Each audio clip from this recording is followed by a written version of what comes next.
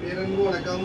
பசித்தோருக்கு உணவளிக்கும் இன்பம் உணவகம் இன்பம் ஃபவுண்டேஷனில் மழைக்கால உணவு நல்ல மழை காலையிலேருந்து இன்றைக்கி அதிகாலையிலேருந்து நம்ம ஊர் காரியாபேட்டில் சிறப்பாக மழை பெஞ்சிட்டு இருக்கு. இன்றைக்கி அருமையான நல்ல பிரிஞ்சி சாதம் சிறப்பாக ரெடி ஆகிட்டு இருக்கு. அதை எடுத்து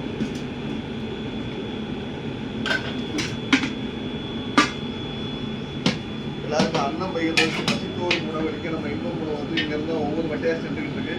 சுட சுட சூடாக சூரிய உயரத்துக்கு முன்னாடியே சிறப்பாக நம்முடைய அன்னம் பயிர் வந்து ரெடி ஆகிட்டு இருக்கு.